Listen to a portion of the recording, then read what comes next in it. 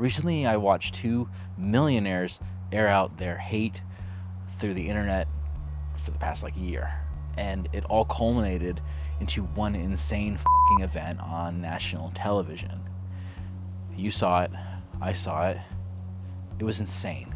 And this whole thing got me thinking, what can we learn from the world's greatest haters? Because I know that there's a lesson in there, somewhere. There has to be, right? I mean, it's insane.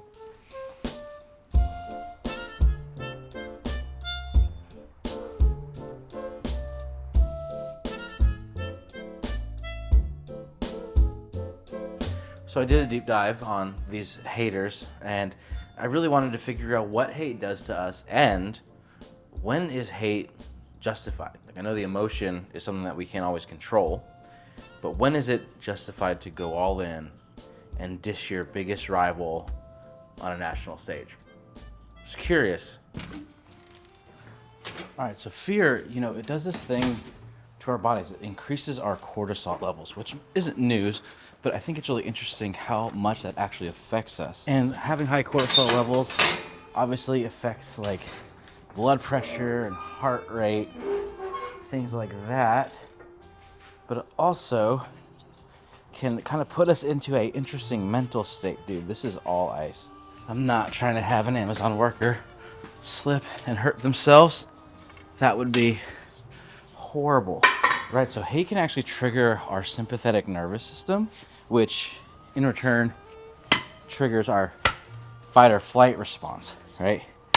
And that leads us to being extra fearful, nervous, and obviously more combative or more prone to trying to run away from everything. But it also has this weird effect on us physically where it increases our inflammatory response, our body's inflammatory response, which is known to lower immune system, cause more aches and pains. And that feels over the top crazy. That wasn't gonna work, so I made a little sign to maybe alert them. No accidents on my watch. You can really make some wrong moves if you let hate control you too much.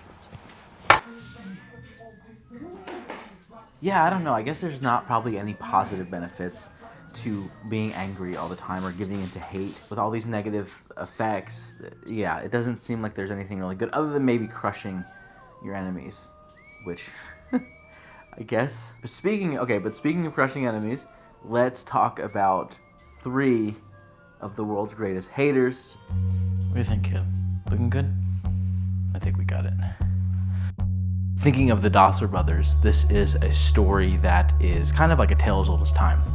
2 brothers born in the same town in Germany are born to a family of entrepreneurs, but specifically their father was a shoemaker. They grew up with a deep love of sports, and then they ultimately make shoes for athletes, and they have their big break in the Olympics in, I think, 1930s. Now, they're German, and we all know what happened in the 1930s, so they end up actually going to war, and they end up being split up into 2 different platoons, or 2 different branches of the military. And this is where the first inklings of tension form for these 2 brothers. You see, they just don't quite see eye to eye, and the distance is really hurting their ability to communicate and work well together. Adi is the brother who's focused on the technique and the form of making these sneakers the best that they possibly can be.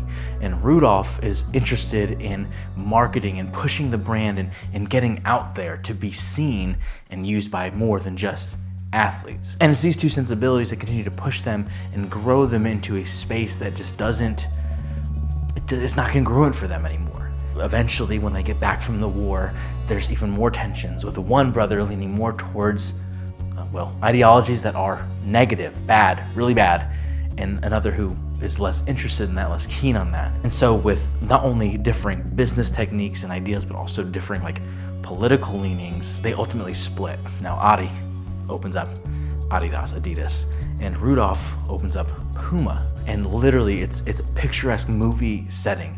These 2 brothers go back to their hometown in Germany, and they have factories on either side of the city.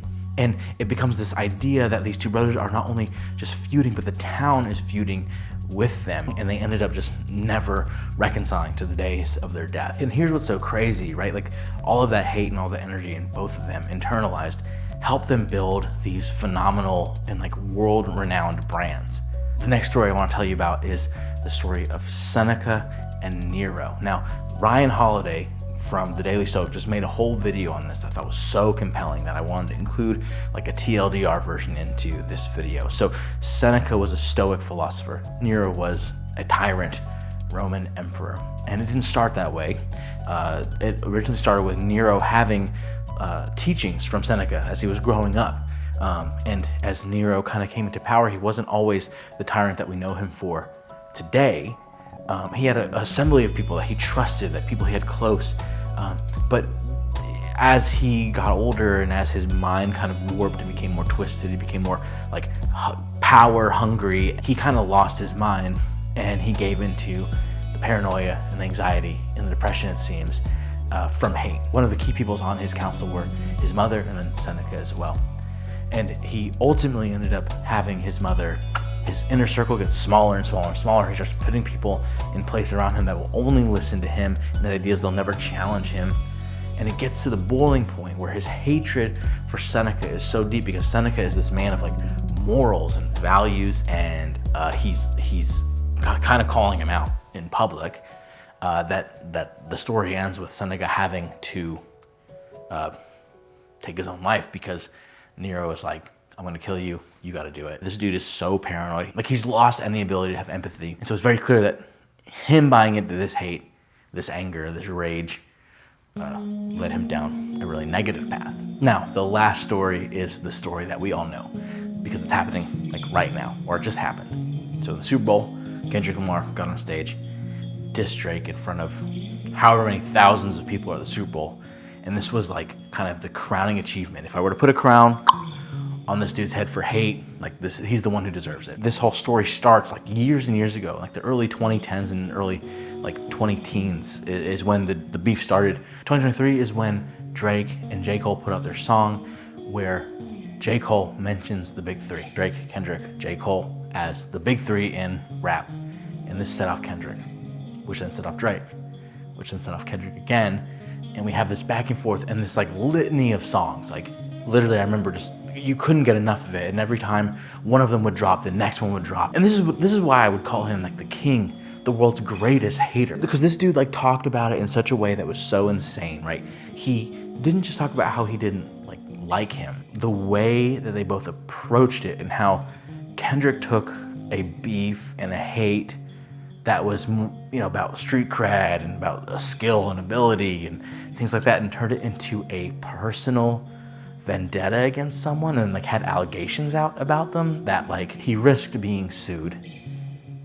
I mean, that's like, you really have to hate somebody to like just go for it and not care about the consequences.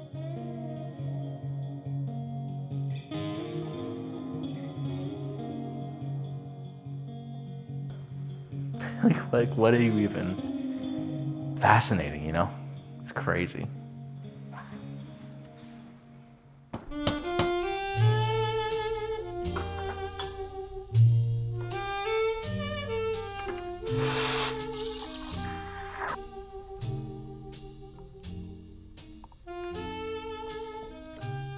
The art don't make it taste better, but this is so good, dude. All right, let's try. Let's try. Damn it. God damn it. The photo shoot was kind of a last minute decision. I was trying to communicate what I felt like hate would look like in photos, especially after like reading those stories. Oh, what's up, son? Come here. The Fuji's solid. It just does so well. Especially with that black and white. It's a Tri-X like recipe that I found that's really sick. What are you doing? It just reminded me of a story that I had. I remember when I was managing a cafe downtown, we worked alongside of this chef in a bakery who, they were a chef, they had an ego, they were passionate, whatever you want to call it. But at one point I remember walking in, I was doing a dish run, and I walk in, I just hear them saying, yeah, and he's got this channel called Less Lonely. And they shut up really quick when I walked in. I was like, oh, I have a hater. And I didn't do anything with it. I just kind of played it off like I didn't hear it and went about my day. Now, they were just a mean person. They were nasty. They were really cruel to a lot of people around them. And they ultimately ended up losing their job, and I don't know what the hell they're doing now, but I never really wanted them to fail. I don't know if it's karma, if what it is, but it was just really interesting to watch all. That's kind of what I take away from all this, learning from the world's greatest haters, is to learn that it seems like unless you have a lot of money and a lot of power, your hate will only get you so far. And even if you do have a lot of money and a lot of power, it doesn't last. So I'm gonna stick without bringing my hate to those levels. I'm gonna keep focusing on what I'm doing here. Last but not least, I gotta get outside. I haven't left the house since it's been a week. I've been so sick. Guys, thanks for hanging out with me, and I can't wait to see you in the next one. Cat hair in my cortado. Gross.